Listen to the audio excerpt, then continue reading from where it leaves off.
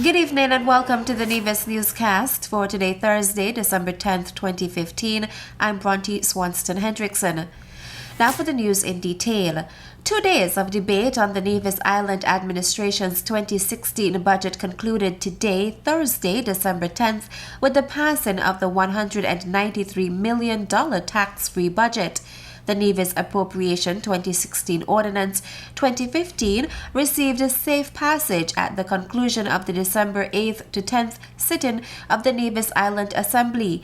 The 2016 budget indicates that projected current expenditure of $148.94 million represents an 11.23% increase over the 2015 budget, with personal emoluments accounting for 49.7% and debt servicing 19.2%. The allocations for the Ministry of Finance and the Ministry of Communications represent 54.8% of the budgeted expenditure, being $71.37 million and $34.47 million respectively. Capital investments will see the amount of $7 million allocated to the execution of major road projects and $6 million allocated to civil works on the Caribbean Development Bank Nevis Water Supply Enhancement Project. The capital allocation to the Ministry of Agriculture has increased to $2.1 million to facilitate rehabilitation work of the veterinary clinic and the abattoir. Meantime, Premier Amory says in the next fiscal year, the Nevis Island Administration will implement strategies geared towards ensuring sustainable economic and financial stability, lowering current account deficit, curbing the growth of public debt, and creating an environment conducive to economic growth. The Premier, who is also the NIA's Minister of Finance, gave that assurance as he delivered the 2016 budget address on Tuesday. Will continue efforts to, among other things, implement tighter expenditure control designed to eliminate wastage in public spending, have clear priorities of capital expenditure for the public investment projects. Wherever possible, models of concessionary financing and public-private sector partnership will be considered once feasible. Will continue to take steps to stabilize the public debt through the completion of the debt restructuring exercise with local creditors, and take steps to reduce our debt to GDP ratio to a sustainable level.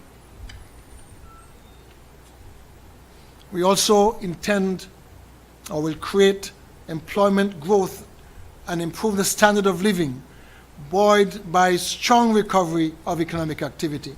The NIA also intends to take steps to encourage business entities who received initial concessions to start up to manage their businesses effectively and profitably. We want to limit concessions granted to existing business entities. Concessions will only be granted on startups, whether it is furniture, equipment, and fittings. We'll remove the recurrent practice of granting concessions on replacement of items. We have to limit the duty-free concessions granted on vehicles for business entities. Concessions will only be granted where the vehicle is absolutely an integral part of the daily operations and where the business entity is the sole income of the earner of the operation. We will undertake a complete revision of the concessional arrangements to hotel and restaurant sector in light of the present upswing in the tourism industry.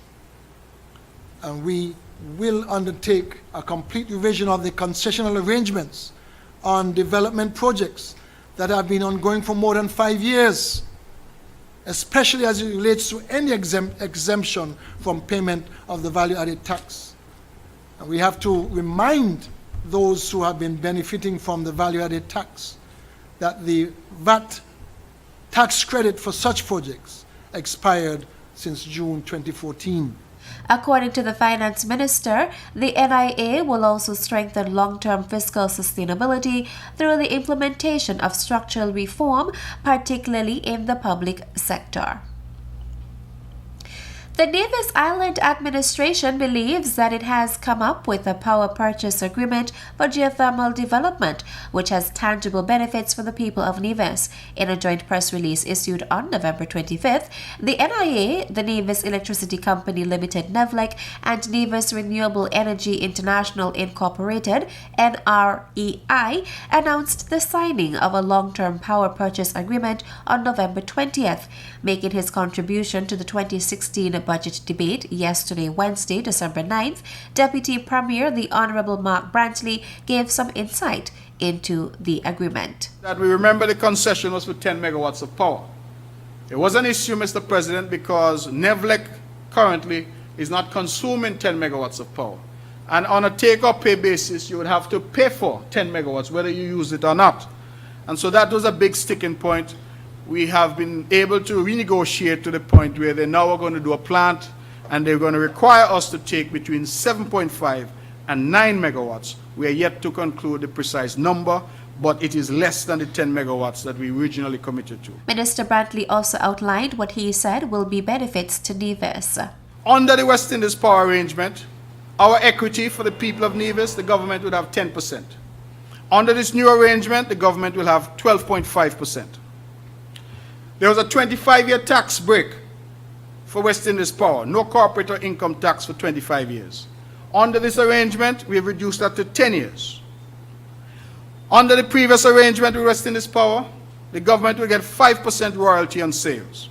Under this arrangement, with NREI, this government has negotiated 10% royalty on sales, so we've doubled that. Under the previous arrangement, the NIA was to provide a government guarantee of $55 million. Under this arrangement, we are thankful no guarantee will be provided. Under the previous arrangement, the tariff was 13 US cents at the last upward renegotiation. Under this arrangement, the tariff that we've agreed is 19 US cents. And so the tariff is higher than under the previous arrangement. Under the previous arrangement, the tariff cannot be adjusted downwards in the event of any concessional financing or larger project. In this arrangement, we have built into the contract that if we connect to Syncits, or if this government can assist NREI in accessing cheaper finance, whether through CDB, SIDF, or whoever, that the tariff will come down. Under the previous arrangement with West Indies Power, the buyer pays for the transmission facilities after the point of delivery to the Prospect Power Plant. Under the current arrangement, the seller, NREI, will pay, so that is not our responsibility or our cost. Under the previous arrangement, the NIA was required to guarantee NEVLEC payment and performance under the PPA project contracts. Under this current arrangement, no such requirement, and so we are not on the hook for any guarantee. Under the previous arrangement, the buyer, NIA, was to pay fair market value for the facility at the completion of the PPA term. So, when the 25 years, I think that was the PPA with West Indies Power, was over, the people of Nevis could buy the plant, but we'd have to pay fair market value. Under the current arrangement negotiated by us, after 25 years, the plant will be transferred to us free of cost. No additional payment from us. Deputy Premier, the Honorable Mark Brantley. Still to come. In the near future, the Taiwanese Agricultural Technique Mission will build another laboratory for soil fertility analysis. The details after this break. Hey, you know it's your groovy soca monarch king, your boy Speedy, and I'm here with the Inland Revenue Department, and I love my side dish. And guess what? I also love Nevis too. And as a responsible taxpayer, your tax dollars help to build our nation.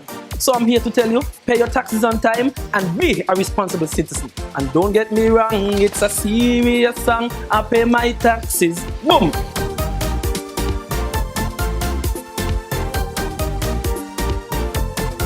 Welcome back. The second phase of the vegetable, fruit, and upland crop quality and safety improvement project will be implemented shortly here in St. Kitts and Nevis. That is according to resident Taiwanese ambassador to St. Kitts and Nevis, His Excellency George Gao-wei Chow. Ambassador Chow says the government of the Republic of China on Taiwan is always pleased to partner with the government of St. Kitts and Nevis. In the near future, the Taiwanese agricultural technicians will build another laboratory for soil fertility analysis. Our experts will also refurbish the compost sites at the Case Bay farms. The new compost sites will serve as an educational center where Nevis farmers can understand the soil condition of their farms through the laboratory and learn how to produce their own compost from the compost sites in the Case Bay farms, then to adjust their soil fertility. At this time, the farmer can reduce the use of chemical fertilizer and lower their cost. Resident Taiwanese ambassador to St. Kitts and Nevis, His Excellency George Gao-wei Chow, addressing the opening ceremony for a rapid bioassay of pesticide residue laboratory at the Agriculture Experimental Station. The establishment of the lab was the first phase of the project.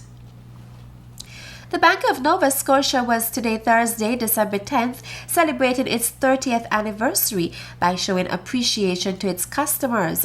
Ebony Harp is the manager of the Nevis branch of the Bank of Nova Scotia. Today we celebrate our Customer Appreciation Day, and we have some little goodies and some little tokens, some little Scotia tokens that we are giving out to our customers today. Well, in addition to the tokens, we also have some nurses here.